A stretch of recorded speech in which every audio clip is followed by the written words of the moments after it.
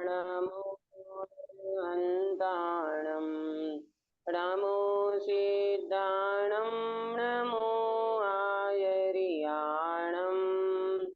नमो वज्रायाणं नमो लोये सवसाहुणम्। हाँ, काश्मीर में। हाँ दीदी। मंगलमय मंगल करण वीतराग विघ्न नमो ताहि जाते अरहंतादिमा करि मंगल करियो महा ग्रंथ करण को काज जाते मिले समाज सब पावे निज पद सो निज भाव सदा सुखद अपनो करो प्रकाश जो बहु विभव दुख निहो करी है सताना करी है सताना। बहुत सुंदर मंगलाचरण आपने किया। सुबह मंगल प्रभात की मंगल वेला में हमारी चर्चा मोक्ष मार्ग प्रकाशक जी के तीसरे अध्याय के अंतर्गत चल रही है। अंतिम दौर में है हमारा ये तीसरा अध्याय। आज हम मोक्ष सुख और उसकी प्राप्ति का उपाय, ये जो चर्चा शुरू की थी और उसमें थोड़ी चर्चा हमने कल की थी। काश्मीरा में आपका जो कल का वो जो प्रश्न था ना कि भाई मोह के कारण इच्छा होती है, तो फिर ज्ञानावरणीय और दर्शनावरणीय को क्यों यहाँ पर कारण बताया, तो इसका मैं पहले जवाब दूंगी प्रॉपर कि एक होता है उपादान कारण और एक होता है निमित्त कारण। ये हमने निमित्त उपादान में पढ़ा था। तो उपादान कारण में मोह है, और निमित्त कारण में ज्ञानावरणीय, दर्शनावरणीय और वीर्यांतराय, ये तीनों का क्षयोपम जब बनता है ना, तब जाकर के वहां पर जीव को इच्छा उत्पन्न होती है, और इच्छा के कारण वो जीव इष्ट अनिष्ट जो भी सामग्री उनको प्राप्त होती है, उसमें फिर वो आकुलता, दुख वगैरह उनको होता है। देखो, जैसे अपन बोलते ना कि क्षयोपम किन चीज का बनता है, क्या अकेला ज्ञानावरणीय का क्षयोपम बनता है? क्षयोपम कितनी चीज का बनता है, कितने कर्म मिलते हैं तब एक क्षयोपम बनता है, पता है आपको? करा दिया मैंने पहले काश्मीरा में। सातों कर्म, सभी कर्म मिलाएंगे तभी वो तो सम बनता है ना। नहीं नहीं नहीं, ऐसा नहीं है। सभी कर्म थोड़ी, अघाती कर्म का तो काम ही नहीं है क्षयोपम में। मुख्य रूप से तीन कर्म, ज्ञानावरणीय, दर्शनावरणीय और वीर्यांतराय, ये तीन कर्म मिलकर के क्षयोपम बनता है। अकेले ज्ञानावरणीय से क्षयोपम नहीं होता है ना। ज्ञानावरणीय, दर्शनावरणीय और वीर्यांतराय, ये तीनों चीजों जब मिलती है ना, तीनों कर्मों का क्षयोपम होता है। देखो, ज्ञानावरणीय, दर्शनावरणीय और वीर्यांतराय, वीर्यांतराय के कारण वीर्य यानी शक्ति प्रकट होती है। तो ये तीनों कर्म जब मिलते हैं यानी तीनों का क्षयोपम होता है, तब जाकर के व्यक्ति के ज्ञान का उगाड़ वगैरह होता है। इसी तरह यहाँ मुख्य रूप से तो मोहनीय कर्म से इच्छा होती है, परंतु उसके साथ तो होता कौन है, वो प्रकट कैसे दिखाई देगी हमारी इच्छा? तो बोले ज्ञानावरणीय, दर्शनावरणीय और वीर्यांतराय, ये तीनों कर्म भी वहां निमित्त रूप से होते हैं, तब जाकर के व्यक्ति इच्छा को व्यक्त करता है और वो इच्छा की पूर्ति उनके उदय अनुसार होती है। ये मुझे थोड़ा स्पष्ट करना था। दीदी, वीर्यांतराय मतलब मोहनीय में लेना कि अंतराय में लेना? अंतराय में, अंतराय में, अंतराय में। हाँ, अंतराय कर्म के 5 भेद है ना, दानांतराय, लाभांतराय, भोगांतराय, उपभोगांतराय और वीर्यांतराय, ऐसा। तो अंतराय कर्म का क्षयोपम होगा तो आप शक्ति को प्रकट कर पाओगे। आया समझ में? क्षयोपम 3 से बनता है, और मोहनीय कर्म में जो इच्छा होती है वो मुख्य रूप से मोहनीय कर्म है उपादान में, और निमित्त रूप से उनके साथ में कौन कौन से कर्म रहते हैं, तो ज्ञानावरणीय, दर्शनावरणीय और वीर्यांतराय, ये तीनों कर्म भी उस समय साथ में रहते हैं। काश्मीरा बेन, आपको समझ में आया? काश्मीरा बेन, दीदी जब भी चारे कर्मों का जो चारे घाती कर्म है उसमें कभी भी 3 कर्म ही रहते हैं, मतलब क्षयोक्षम के लिए 3 कर्म का ही होता है, कोई एक का नहीं होता कभी, मतलब। ना ना ना, एक का कभी नहीं होता। ये सब एक दूसरे से सपोर्टिंग है। इन एक अच्छा। दूसरे का मिलकर के ही वो बनेगा। देखो, जैसे अंतराय कर्म नहीं होगा ना, तो वीर्यांतराय के कारण व्यक्ति के शक्ति की शक्ति उनकी प्रकट होती है। अब अंतराय कर्म का क्षयोक्षम नहीं होगा ना, वीर्यांतराय का, तो आपकी जो शक्ति है ना उगाड़ ज्ञान की, वो खिलेगी नहीं। भले ज्ञानावरणीय हो, पर अकेले ज्ञानावरणीय से क्षयोक्षम नहीं बनेगा। ये तीनों कर्म होंगे होंगे और होंगे, ऐसा नियम है। अच्छा। हाँ, अच्छा। ठीक है। तो ये मुझे बात जरा आपको क्लियर कर देना थी, मैंने कहा आपको कंफ्यूजन ना रह जाए, क्योंकि यहाँ पर कल बात ऐसी आई थी ना कि क्षयोपशम के कारण ये होता है, कल इच्छा इच्छा क्षयोपशम के कारण, तो वहां निमित्त कारण समझना, मुख्य रूप से वहां मोहनीय कर्म के कारण इच्छा होती है। आया समझ में? सपोर्टिंग कोर होते साथ में कर्म, ज्ञानावरणीय, दर्शनावरणीय और वीर्यांतराय, है ना? इस तरह से इसको समझना। चलो, आज अपन चर्चा करेंगे। कल जो हमारी चर्चा हुई थी ना, मोक्ष सुख और उसकी प्राप्ति का उपाय, तो वहां पंडित साहब ने 3 बातें बताई थी कि जीव को ये इच्छाएं दूर करने का उपाय कौन है? 3, गिरीश भाई, 3 कारण से इच्छा दूर हो सकती है। आपको सुखी होना हो तो 3 कारण को दूर करो। कौन से 3 कारण बताए थे कल? सम्यक दर्शन, ज्ञान। और हाँ, अभाव नहीं, मिथ्यात्व, अज्ञान और असंयम का दूर करना। मिथ्यात्व, अज्ञान और असंयम। बहुत बढ़िया। मिथ्यात्व, अज्ञान और असंयम, ये 3 चीज जब दूर होती है तब जीव की इच्छाएं उत्पन्न नहीं होंगी, है ना? तो देखो, मिथ्यात्व माने विपरीत मान्यता, अज्ञान माने अपने वस्तु को प्रॉपर नहीं जानना, और असंयम माने चारित्र, मिथ्या चारित्र। इसको अपन ऐसे बोले, मिथ्या दर्शन, मिथ्या ज्ञान और मिथ्या चारित्र। ये 3 जब दूर होंगे तब जाकर के जीव को इच्छा का दूर करने का उपाय बनेगा, है ना? तो ये सारी चर्चाएं हुई थी हमारी। आज हम प्रश्न पे आएंगे, पेज नंबर 72 नीचे।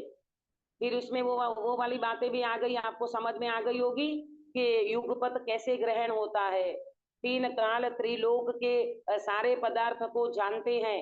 भाई, पहले तो ऐसा था कि पहले उनका क्षयोपशम था, तो कुछ जान सकते थे, कुछ नहीं जान सकते थे। अब केवल ज्ञान प्रकट हो गया, तो केवल ज्ञान में क्या जानने में आएगा?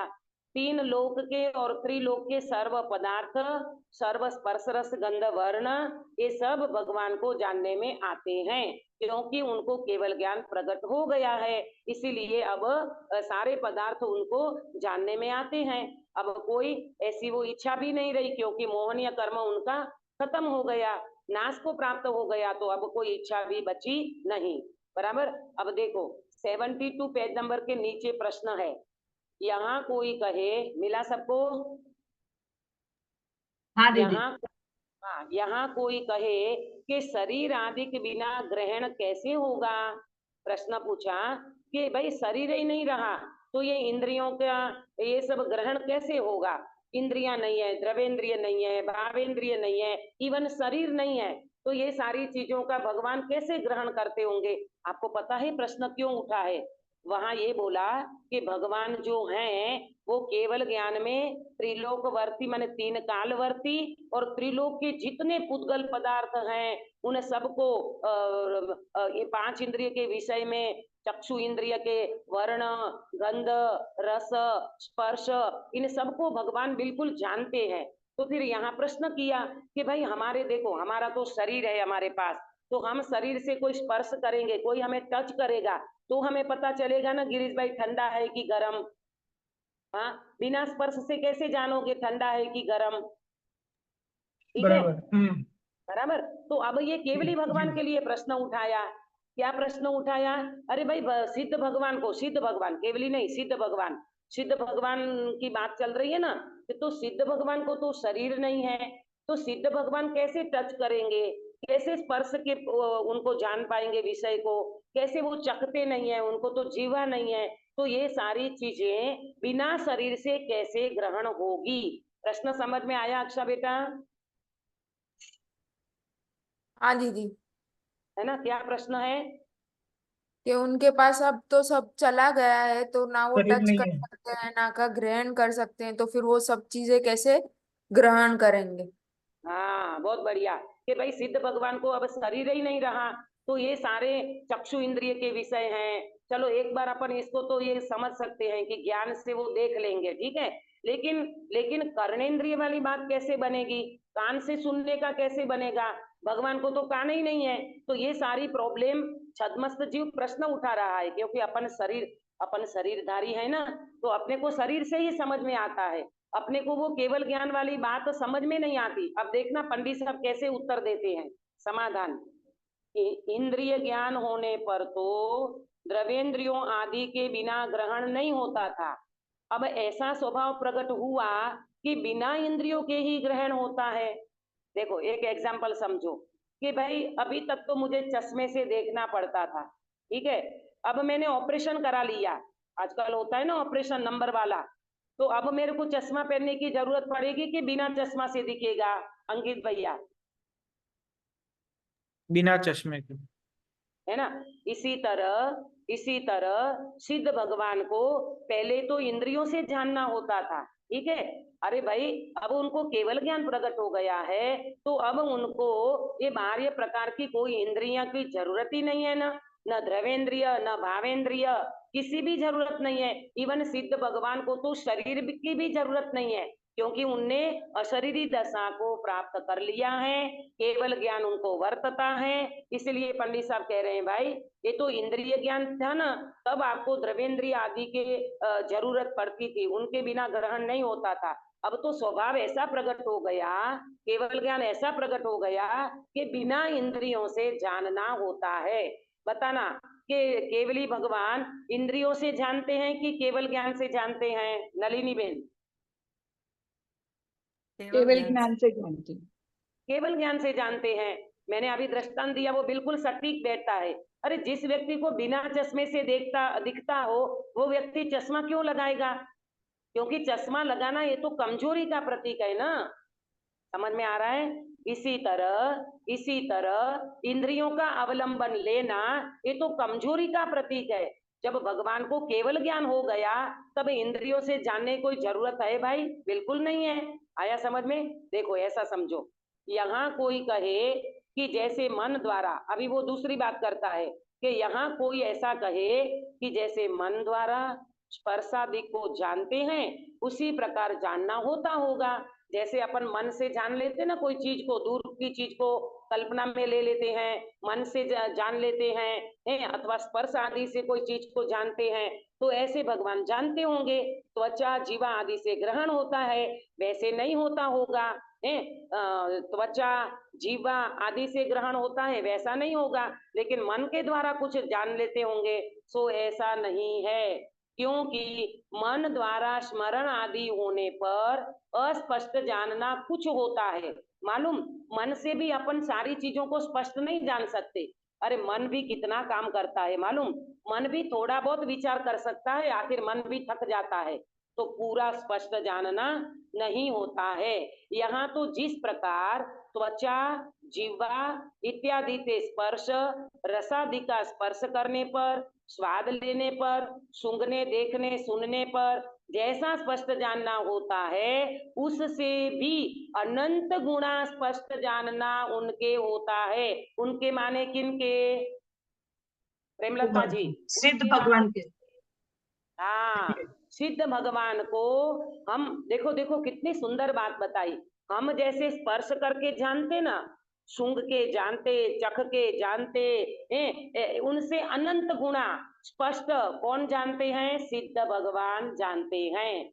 अरे प्रभु, अपने को केवल ज्ञान की महिमा आनी चाहिए। केवल ज्ञान में एक भी द्रव्य गुण पर्याय, एक भी पुद्गल परमाणु बाकी नहीं रहता जो भगवान के ज्ञान में जानने में नहीं आवे।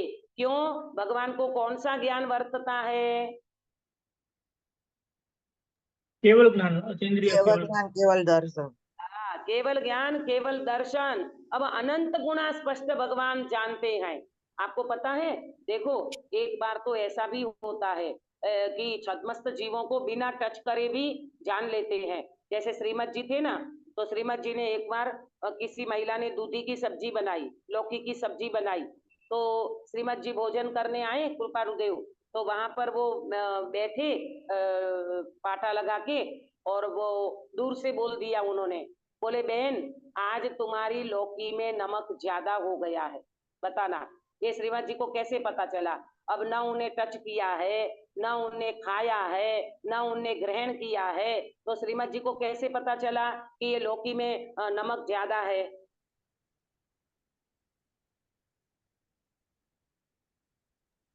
उनका ज्ञान अपने हाँ ज्ञान से उनका मतलब जो था विकसित था इतना। विकसित ज्ञान। हाँ देखो ऐसा है कुछ कुछ अनुमान ज्ञान भी छद्मस्त का होता है। श्रीमद जी का अनुमान ज्ञान इतना स्पष्ट था, वो ये बोले कि ये रेशा जो अलग हो गया है ना, लौकी में रेशा होता है ना, ये रेशा जो अलग हो गया है, ऐसे भिन्न हो गए हैं, इसका मतलब आपकी दूधी की सब्जी में नमक ज्यादा है।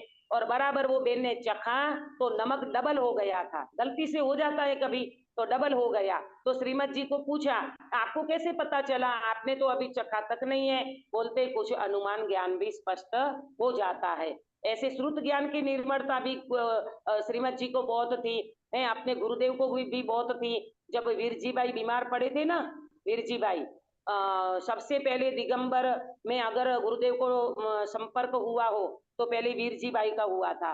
तो गुरुदेव को पता नहीं अंदर से चैन नहीं पड़ रही थी, कहते ड्राइवर को बोलते हैं मंगल वर्दिनी निकालो भैया, गाड़ी को बाहर निकालो, मुझे तो वीरजी बाई के घर जाना है। तो वो ड्राइवर बोला क्यों, वीरजी बाई के घर क्यों जाना है? बोले उनकी तबीयत ठीक नहीं है। हाँ, उनकी तबीयत ठीक नहीं है। बोले यहाँ तो कोई समाचार आया नहीं है, आपको उधर जाने का कैसे मन कर रहा है? बोले नहीं नहीं, मेरे को अंदर से ऐसा हो रहा है, उनकी तबीयत ठीक नहीं है, आप तो गाड़ी बाहर निकालो और मुझे जाना है। और जैसे गुरुदेव वहां पर पहुंचे, बराबर वीरजी बाई की तबीयत ठीक नहीं थी, और वो भी अंदर अंदर गुरुदेव को याद करते थे। ये सारी श्रुत ज्ञान की निर्मलता छद्मस्त जीव को भी होती है। कृपाणु देव ने वो भाई को नहीं बोल दिया था, भाई को, कि तुम इतना गुस्सा कर रहे हो ना, खेत में काम कर रहे थे, तो वो भाई एक दिन टिफिन, पत्नी उनकी टिफिन लेने में देर हो गई, तो कृपाणु देव ने उनके ऊपर, वो भाई ने बहुत गुस्सा किया, तुझे समझ में नहीं आता, मैं इतना खेतों में काम करता हूँ और तुम समय पे टिफिन नहीं लाती है।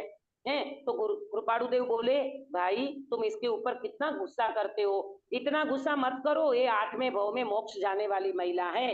ये कैसे पता चला? कि श्रुत ज्ञान की निर्मलता से ऐसा पता चल सकता है। तो यहाँ तो कौन सा ज्ञान है? केवल ज्ञान। तो केवल ज्ञान में तो अनंत गुणा ये सारे पदार्थ स्पष्टभाषी तो होते हैं। बराबर। देखो आगे विशेष इतना हुआ है कि वहां इंद्रिय विषय का संयोग होने पर ही जानना होता था। वहां माने कहाँ? वहां माने कहाँ? छद्मस्त अवस्था में। छद्मस्त, हाँ, हाँ, शरीर ज्ञान। छद्मस्त अवस्था में अल्प ज्ञान था। उस समय तो अपने को ये सारी चीजों का, इंद्रिय के विषयों का संयोग होता था। अब तो केवल ज्ञान प्रकट हो गया, तो यहाँ दूर रहकर भी वैसा ही जानना होता है। ये शक्ति की महिमा है। कौन सी शक्ति है ये? कौन से ज्ञान की शक्ति? केवल ज्ञान केवल की ज्ञान। शक्ति। हाँ, केवल ज्ञान की शक्ति की महिमा है।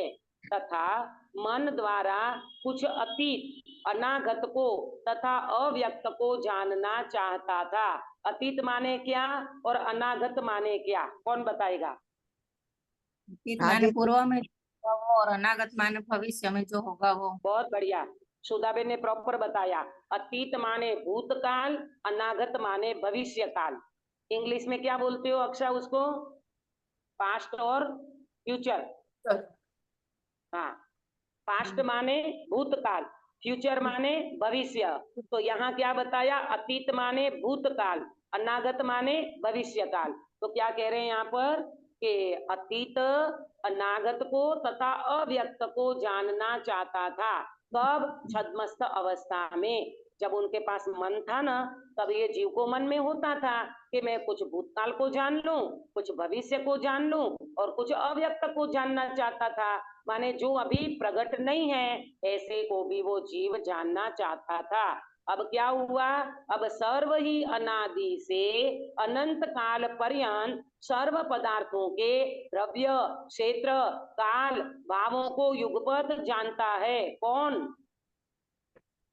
सिद्ध भगवान, सिद्ध हाँ, भगवान। बहुत बढ़िया, सिद्ध भगवान इन सबको अब बिल्कुल युगपत जानते हैं, बिना समय का अंतर, और सारे पदार्थ एक साथ जानने में आ रहे हैं। कोई बिना जाने नहीं रहा जिसको जानने की इच्छा उत्पन्न हो। इच्छा कब होती है गिरीश भाई? जानने की इच्छा कब होती है? जब हमको कुछ जानने में नहीं आ रहा होता ना, तब हमें जानने की इच्छा होती है। यहाँ तो कह रहे हैं भगवान को सब कुछ जानने में आ रहा है, तो अब तो कोई प्रश्न ही नहीं रहा। अब तो भगवान को सारे पदार्थ जानने में आ रहे हैं और मोहन या कर्म चला गया, इच्छा बची नहीं और सारे पदार्थ जानने में आ रहे हैं। इस प्रकार यह दुख और दुखों के कारण उनका अभाव जानना। मोहन या कर्म के कारण इच्छा होती थी, इच्छा के कारण वो व्यक्ति दुखी होता था, तो दुख भी चला गया और दुखों के कारण भी चले गए। दुखों के कारण कौन थे? मोह, मोह और इच्छा। मोह तो बता दिया, मिथ्यात्व, बता दिया। अज्ञान और असंयम। हाँ, मिथ्यात्व, अज्ञान और असंयम ये भी चला गए।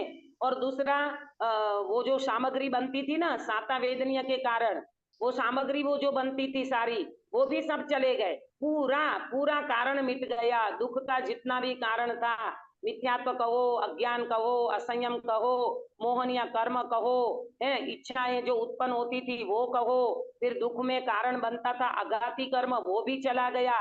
अष्ट कर्म नाश हो गए। अब तो भगवान अपने अनंत केवल ज्ञान में मस्ती कर रहे हैं। इसीलिए न अब द्रवेंद्रिय, न अब भावेंद्रिय, न अब मन, कोई भी प्रकार के ये इनकी इंद्रियों की जरूरत नहीं है, मन की जरूरत नहीं है और बाह्य कोई कारण भी खत्म हो गए हैं। इसलिए भगवान स्पष्टपने अपने केवल ज्ञान से तीन काल त्रिलोक संबंधी जितने भी पदार्थ हैं उन सबको स्पष्ट रीति से जानते हैं। सभी को समझ में आया यहाँ तक की चर्चा? बराबर, आगे बढ़ेंगे। चलो। तथा मोह के उदय से मिथ्यात्व और कसाय भाव होते थे। अब मेरा प्रश्न है आप लोगों से कि मोह के उदय से मिथ्यात्व और कसाय भाव, तो यहाँ क्या लेना? मोह में कौन से मोह में मिथ्यात्व लेना और कौन से मोह में कसाय लेना? ये दर्शन दर्शन मोह में मिथ्यात्व। एक मिनट, नलिनी बेन आप दर्शन जवाब दीजिए।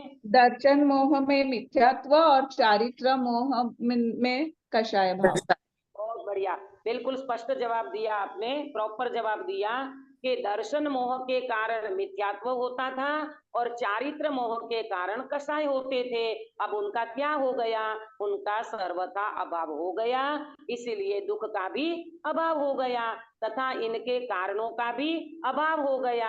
अब अघाती कर्म भी नहीं बचा, कोई साधन सामग्री भी नहीं बची, इन सब का बिल्कुल अभाव हो गया, इसलिए दुख के कारणों का भी अभाव हो गया।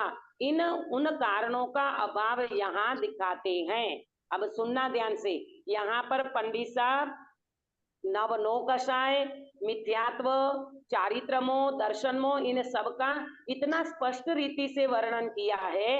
आप बिल्कुल ध्यान से सुनना, ये सारी चीजें यहाँ पर पंडित साहब स्पष्ट करेंगे। देखो, सर्व तत्व यथार्थ प्रतिभाषित होने पर अतत्व श्रद्धान रूप मिथ्यात्व कैसे हो? अतत्व श्रद्धान माने तत्व का श्रद्धान नहीं होना। अब तत्व का श्रद्धान पूरा हो गया कि नहीं भगवान को? हो गया, है ना? अब मिथ्यात्व बचा है क्या भगवान को? नहीं नहीं। बचा। अब अतत्व श्रद्धान है कि सम्यक श्रद्धान है? सम्यक श्रद्धा। सम्यक श्रद्धान है, बराबर। तो अब इनको लेस मात्र भी अतत्व श्रद्धान नहीं बचा। तो क्या कह रहे हैं? तो मिथ्या तो कैसे होगा? कोई अनिष्ट नहीं रहा, कोई अनिष्ट नहीं रहा, निंदक स्वयमेव अनिष्ट को प्राप्त होता ही है। बोलो, अब भगवान को कोई इष्ट पदार्थ रहा? देखो, ये दर्शन मोह की बात करी, ये मिथ्यात्व की बात करी, और तत्व श्रद्धान वो मिथ्यात्व के कारण होता था, तो भगवान का दर्शन मोह चला गया। अब चारित्र मोह की बात करते हैं। भगवान अपने को चारित्र मोह के उदय में क्या होता है? ये पदार्थ इष्ट है, ये पदार्थ अनिष्ट है, ये मुझे अच्छा लगता है, ये मुझे अच्छा नहीं लगता, ऐसा होता है ना छद्मस्त जीव को। हाँ, अभी भगवान को क्यों ऐसा नहीं होता? कोई अनिष्ट नहीं रहा, निंदक स्वयमेव अनिष्ट को प्राप्त होता ही है। अब सुनो ध्यान से, भगवान को कोई व्यक्ति अनिष्ट लगता है? कोई नहीं। पदार्थ अनिष्ट लगता है? नहीं लगता। देखो, एक बात को सुनना, यहाँ ये बोला निंदक स्वयमेव अनिष्ट को प्राप्त होता ही है। देखो, जैसे अदर कास्ट के लोग होते हैं ना, और जिसको अपन ये कहें कि अन्य दर्शन के लोग, सपोज करो महावीर भगवान की अभी निंदा कर रहे हो। कैसे हैं जैन धर्म के महावीर भगवान? किसी की दया पालने की भी मन वो करते हैं, दया में धर्म नहीं बताते हैं। कैसे है? हमको तो बिल्कुल जैन धर्म के भगवान पसंद नहीं है, महावीर भगवान पसंद नहीं है। ऐसे कोई व्यक्ति निंदा कर रहा हो तो बोलो, वो निंदा भगवान को लगेगी क्या? नहीं लगेगी, नहीं लगेगी। नहीं लगेगी। यहाँ कहते हैं, अरे वो निंदक स्वयमेव अनिष्ट को प्राप्त होता ही है। वो निंदा करने वाला व्यक्ति स्वयं वो हो जाएगा। भगवान के लिए कोई निंदक बचता ही नहीं है। अरे भगवान की कोई कितनी भी निंदा करे, प्रशंसा करे, पूजा करे, अर्घ चढ़ाए, कुछ भी करे ना, सिद्ध भगवान कहते हमें कोई फर्क नहीं पड़ता, क्योंकि हमारी इष्ट अनिष्ट बुद्धि खत्म हो गई है। हमारा चारित्र मोह पूर्ण रीति से नष्ट हो गया है। अब हमें जगत में कोई इष्ट अनिष्ट भाषित होता नहीं है। अक्षा बेटा, समझ में आ रहा है आपको? बराबर? हाँ निधि। हाँ, देखो अब अगला, स्वयं क्रोध किस पर करें? अबे हास्य सटक है ना, नव नो कसाई की बात करेंगे। हाँ, स्वयं क्रोध किस पर करें? भगवान क्रोध क्यों नहीं करते हैं? हाँ, भगवान क्रोध इसीलिए नहीं करते कि भाई उनको वो कसाई बची नहीं ना, उनको क्रोध आता ही नहीं है ना, क्योंकि क्रोध भी नहीं है, क्रोध के कोई निमित्त भी नहीं है, और क्रोध होने का कारण भी खत्म हो गया। जब चारित्र मोह खत्म हो गया तो अब क्रोध क्या कैसे होगा? और क्रोध किस पर करेंगे? चारित्र मोह ही नहीं बचा, क्रोध करने का सवाल ही नहीं है। सिद्धों से ऊंचा कोई है नहीं, इंद्रादिक स्वयं नमन करते हैं और इष्ट को पाते हैं। किससे मान करें? मान किसका करें बोले भगवान? अरे भगवान गुरुदेव बोलते थे ना, सो इंद्रोनी हाजरी माँ त्रिलोकीनाथ भगवान एम कहे छे, तू परमात्मा छू एम नक्की कर। तो ये जो 100 इंद्र हैं, वो 100 इंद्र किसको नमस्कार करते हैं? सिद्ध सिद्ध भगवान को। भगवान को, और सारे भगवान को तो सिद्ध। नमस्कार करते हैं, अर्यंत को, सिद्ध भगवान को नमस्कार करते हैं, और वो अपने इष्ट पद को पा लेते हैं। तो यहाँ कहते हैं कि 100 इंद्र भले ने नमस्कार करें, भगवान को यहाँ मान बचा है क्या? अरे देखो देखो, मेरे को तो 100 इंद्र नमस्कार कर रहे हैं, देखो मेरा मान सम्मान, देखो मेरी पद, देखो मेरी प्रतिष्ठा। ऐसा होता है क्या सिद्ध भगवान को?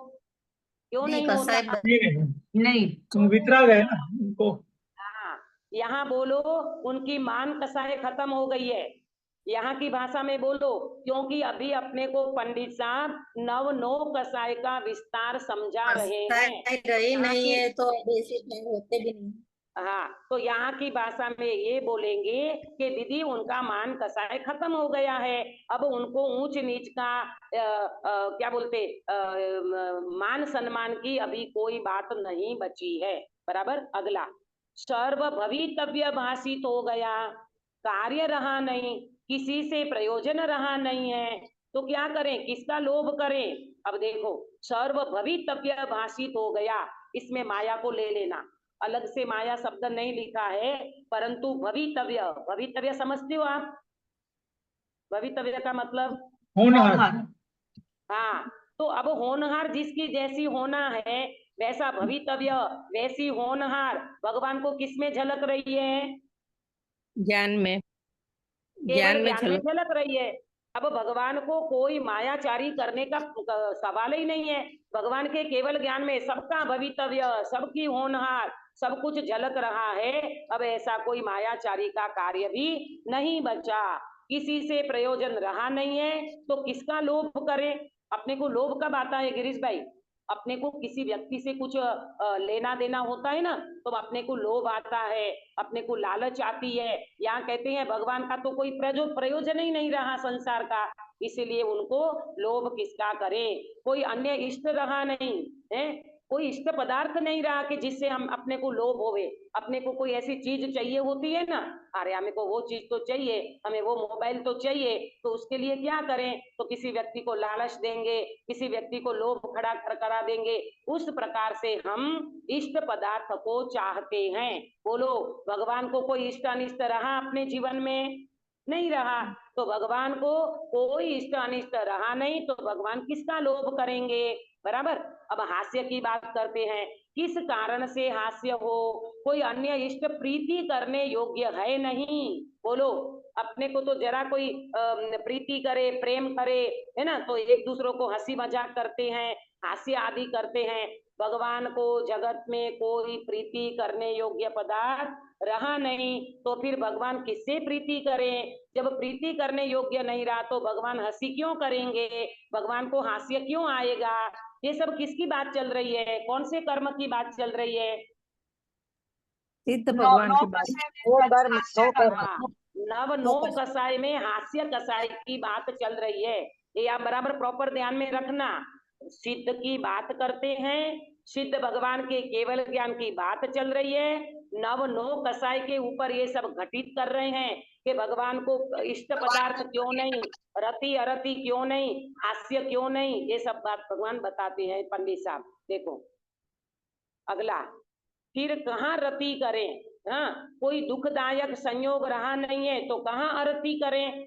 अपने को कोई दुखदायक संयोग लगते ना, तो अपन कहते उसको हटा दो। जैसे बहुत समय से कोई साड़ी पहनते हो, अब वो साड़ी अच्छी नहीं लग रही है, तो क्या करोगे? इसको हटा दो, बाई को दे दो, काम वाली को दे दो। ये सूट अभी अच्छा नहीं लग रहा है, दे दो बाई बाई को। क्यों? अपने को उन सूट में अरति होती है, हमें अब अच्छा नहीं लग रहा है, हमें नहीं पहनना है, तो अपन उनको हटा देते हैं, उनका अपन वियोग कर देते हैं। पर भगवान को कोई इष्ट अनिष्ट लगता है क्या? नहीं लगता है। तो कोई दुखदायक संयोग नहीं रहा, तो कहाँ आरती करेंगे? कोई इष्ट अनिष्ट संयोग वियोग भगवान को होता ही नहीं है, तो किसका शोक करें? है, कोई अनिष्ट का इष्ट का वियोग हो जाए तो अपने को तो शौक लगता है, पर भगवान को लगेगा?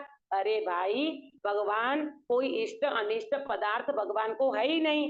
भगवान को रति अरति नाम का कर्म ही नहीं है, तो भगवान किससे शौक करें, किससे रति अरति करे? तो ये कुछ भी नहीं रहा, कोई अनिष्ट करने वाला कारण रहा नहीं है। किसका भय करें? भगवान को भय लगता है? क्यों नहीं लगता? अरे भगवान का कोई इष्ट अनिष्ट है ही नहीं ना, भगवान को लगता ही नहीं कि ये मेरा बुरा करेगा, अच्छा करेगा, ऐसा कुछ भी नहीं है, क्योंकि भगवान को भय होता ही नहीं है। सर्व वस्तुएं अपने स्वभाव सहित भाषित होती हैं। सर्व वस्तुएं कैसी भाषित होती है? अपने स्वभाव सहित, माने अपने केवल ज्ञान में वस्तु का पदार्थ, वस्तु का स्वभाव जैसा है वैसा भाषित होता है। अपने को अनिष्ट नहीं है, तो कहाँ जुगुप्सा करे? बोलो, अपने को तो कोई पदार्थ देख करके ग्लानि होती है, गटर के पास से पसार होते हैं तो नाक पे रुमाल रख देते हैं, किसी के मल मूत्र की दुर्गंध आती है तो अपन वहां से हट जाते हैं, है ना। लेकिन भगवान क्या करेंगे? भगवान को तो तीन लोक का और त्रिलोक में जितना भी मल मूत्र है, गटर है, ये सब भगवान के ज्ञान में झलकता है कि नहीं?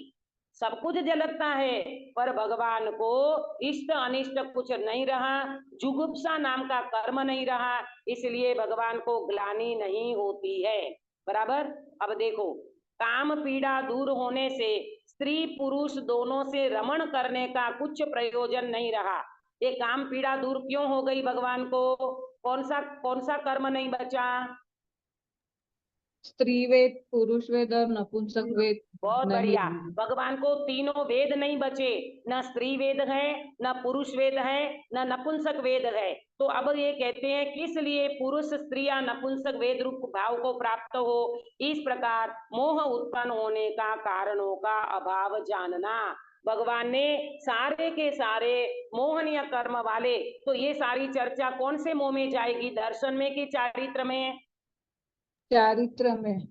हाँ, ये सारी चर्चा नवनो कसाई चारित्र मोह में जाते हैं और भगवान को नवनो कसाई दूर हो गए हैं। इन कारणों का भगवान को अभाव हो गया है। बराबर। तो ये चारित्र मोह की बात करी। अब करते हैं अंतराय कर्म की बात, ध्यान से सुनना। तथा अंतराय के उदय से शक्तिहीन पने के कारण पूर्ण नहीं होती थी। कब? ये कब की बात थी?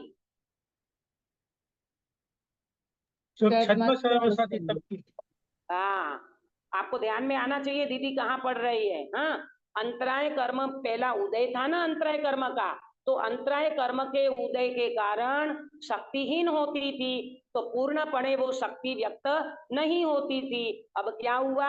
अब अंतराय का अभाव हो गया, इसलिए दुख का भी अभाव हुआ। तो अंतराय कर्म के क्षयोपशम से, अंतराय कर्म के क्षय से, देखो तीन बात समझो।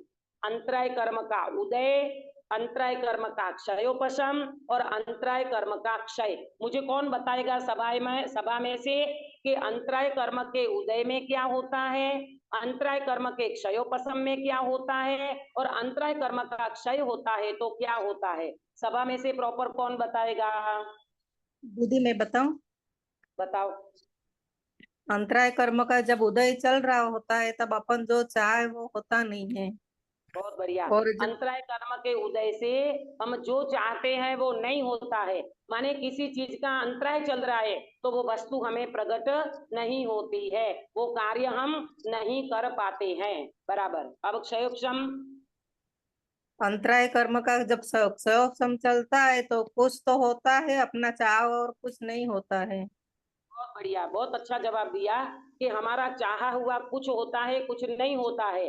तो जैसे हमारा अंतराय का क्षयोपशम होता है ना, तो हम थोड़ा बहुत हमारा चाहा हुआ कर सकते हैं, ठीक है। और अंतराय कर्म का जब क्षय हो जाएगा तब तो कुछ इच्छा बचेगी ही नहीं। जब अंतराय कर्म का क्षय हो हाँ, गया तो इच्छा अंतराय कर्म बचेगी। का क्षय हो जाएगा ना, तो हम जो पुरुषार्थ करना चाहते थे वो पुरुषार्थ पूर्ण रीति से प्रकट हो जाएगा, वो शक्ति पूर्ण रीति से प्रकट हो जाएगी। तो क्या होगा?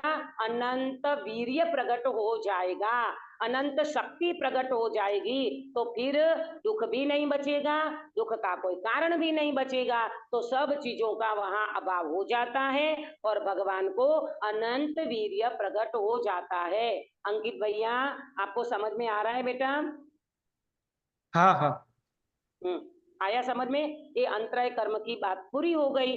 अब यहाँ कहते हैं, यहाँ कोई कहे, अब देखो अंतराय में कितने भेद बताएं, अंतराय के कितने भेद हैं?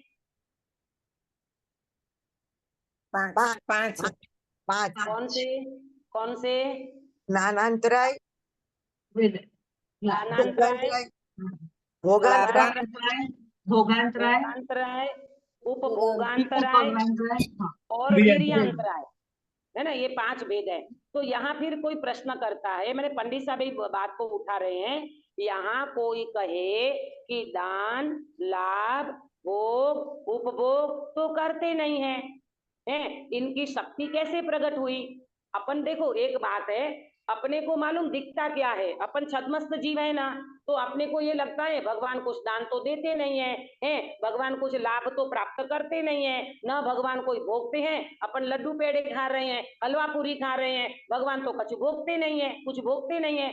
तो उनको कैसे ये सारी चीजें, अपने को तो समझ में नहीं आता कि भगवान इन कोई चीजों का उपभोग नहीं कर रहे हैं। तो हमें तो समझ में नहीं आता कि इनको अनंत वीर्य कैसे प्रकट हो गया, इनको अनंत शक्ति कैसे प्रकट हो गई। गिरीश भाई, प्रश्न आपको समझ में आ रहा है? क्या प्रश्न है, जी। जरा रिपीट करो, रिपीट करिए प्रश्न को। नहीं, ये कुछ भोगते नहीं है तो अनंत वीर्य कैसे प्रकट हुआ? हाँ, भगवान दान लाभ भोग उपभोग ये कुछ भी भगवान नहीं भोग रहे हैं तो हमें तो समझ में नहीं आता उनको अनंत शक्ति कैसे प्रकट हो गई है। तो इसका समाधान नेक्स्ट पेज पे दे रहे हैं 74 है सबके सामने। हाँ दीदी। वर्ड टू वर्ड, हाँ वर्ड टू वर्ड का मीनिंग करती हूँ मैं, आप ध्यान से सुनना। देखो समाधान, ये कार्य रोग के उपचार थे, रोग ही नहीं है तब उपचार क्यों करें। कितना बढ़िया जवाब दे दिया।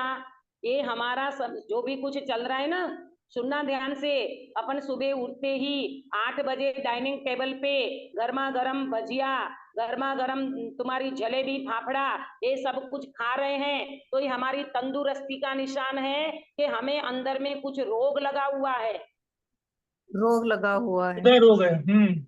कौन सा रोग है? सुधार हो का रोग।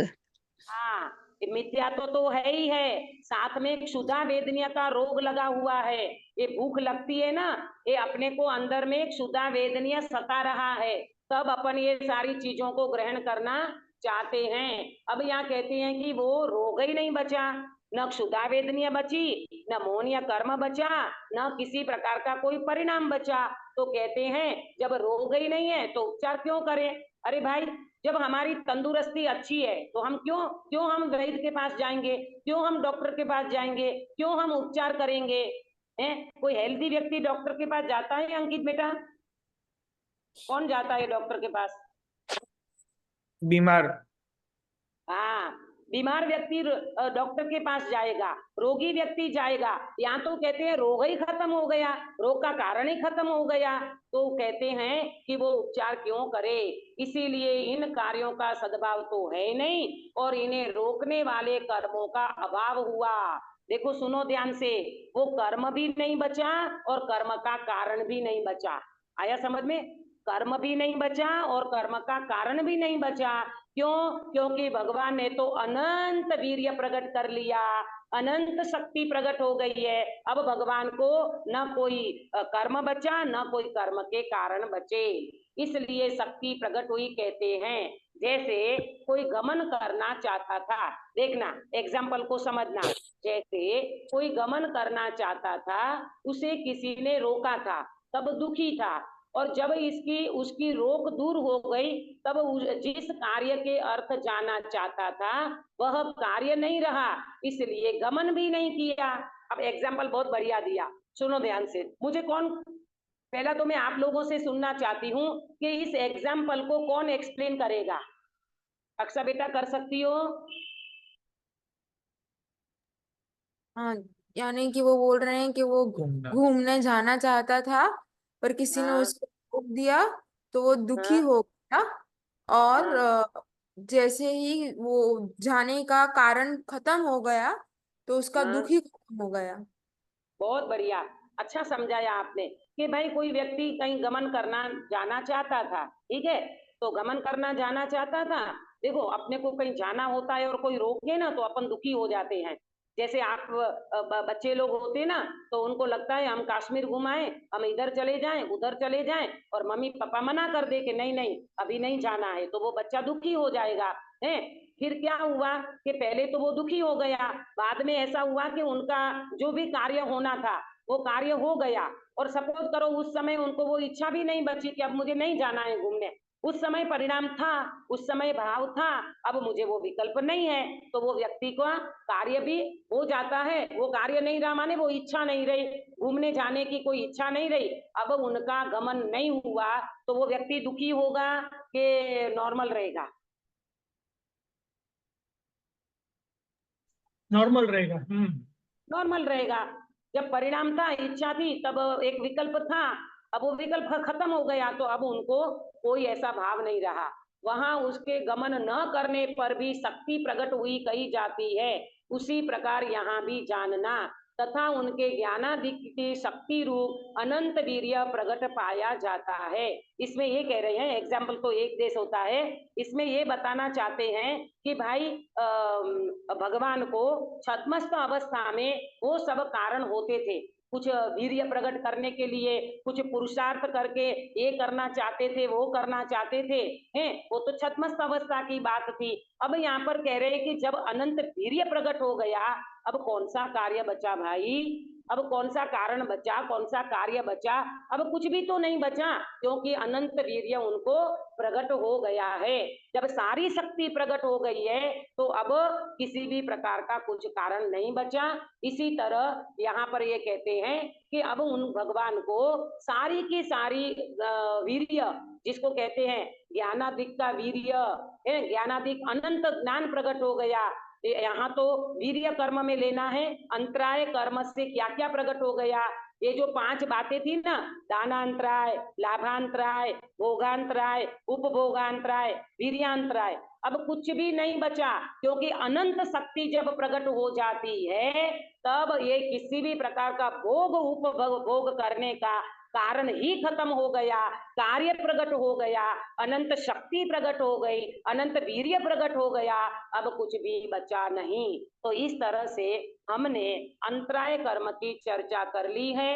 अब अघाती कर्म की चर्चा जब अपन गुरुवार को मिलेंगे तब करेंगे। और मुझे एक बात आपको कहना है कि गुरुवार के दिन अपन इस चैप्टर को खत्म कर लेंगे और शुक्रवार को अपन क्विज कर लेंगे, है ना, या फिर एक दिन बीच में आपको छुट्टी लेना हो तो शनिवार को कर लेंगे, तो एक दिन आपको ये विषय देखने को मिल जाएगा, ठीक है। और वो जो क्विज करेंगे उसमें पूरा तीसरा अधिकार, पहले कर्म की ओर से, फिर पर्याय की ओर से, फिर इच्छा की ओर से, ये जो 3 बातें चली, और अंत में मोक्ष सुख का उपाय जो बताया, बराबर, इसको आप प्रॉपर पढ़ लेना, अच्छे ध्यान से आपने कॉपी में नोट की होगी सारी बातें, तो इन सब चीज को आप पढ़ लेना, ताकि अपन गुरुवार को इसको पूरा करके शुक्र या शनि आप जैसे बोलोगे वैसे अपन क्विज का प्रोग्राम कर लेंगे, तो हमारा तीसरा अधिकार पूरा हो जाएगा। फिर नेक्स्ट टाइम अपन चौथे अधिकार की चर्चा शुरू करेंगे। हम सब ये तीसरे अधिकार का जो मुख्य हेडिंग था, संसार दुख और मोक्ष सुख का निरूपण, तो अब अपने को संसार का दुख दुख रूप भाषित होता है कि नहीं होता है, वो सब अपना अपना प्रैक्टिकल करके, भेद विज्ञान करके समझना। और दूसरा, मोक्ष सुख जो बताया, मोक्ष सुख के उपाय भी जो भगवान ने बताए, अरे पंडित साहब ने बताए, उसको भी विचार कर लेना, और उसके ऊपर अपन कहाँ अटकते हैं, अपनी कहाँ कमजोरी है, उस सब का चेक करके, वेद विज्ञान का अभ्यास करके हम सब मोक्ष मार्ग को प्रशस्त करें।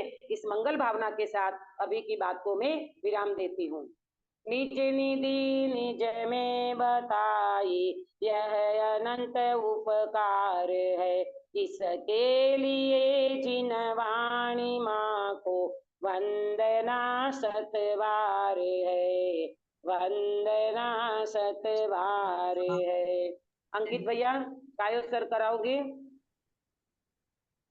नमो ओरियंताणं नमो सिद्धाणं नमो आयर्याणं नमो ओयच्छाणं नमो लोयसवसाहणं नमो ओरियंताणं नमो सिद्धाणं नमो आयर्याणं नमो ओयच्छाणं नमो लोयसवसाहणं नमो ओरियंताणं नमो सिद्धाणं नमो आयर्याणं नमो ओयच्छाणं नमो लोयसवसाहणं नमो ओरियंताणं नमो सिद्धाणं नमो आयर्याणं नमो ओयच्छाणं नमो लोयसवसाहणं नमो ओरियंताणं नमो सिद्धाणं नमो आयर्याणं नमो ओयच्छाणं नमो लोयसवसाहणं नमो ओरियंताणं नमो सिद्धाणं नमो आयर्याणं नमो ओयच्छाणं नमो लोयसवसाहणं नमो ओरियंताणं नमो सिद्धाणं नमो आयर्याणं नमो ओयच्छाणं नमो लोयसवसाहणं नमो ओरियंताणं नमो सिद्धाणं नमो आयर्याणं नमो ओयच्छाणं नमो लोयसवसाहणं नमो ओरियंताणं नमो सिद्धाणं नमो आयर्याणं नमो ओयच्छाणं नमो लोयसवसाहणं नमो ओरियंताणं। बोलो अंतर्मुख मुद्राधारी सर्व जिनेन्द्र भगवान की जय। नित्य बोधिनी द्वादशांगमयी जिन्वाणी माता की जय जय हो। हो। 3 कम 9 जय करोड़ हो। सर्वे वितरागी मां मुनि राजों की जय जय हो। हो। जय हो। सामयी वितरागी जैन धर्म की जय हो। जय हो। सभी को जय। जय जिनेंद्र। जय जिनेन्द्र। हाँ, गुरुवार का मंगल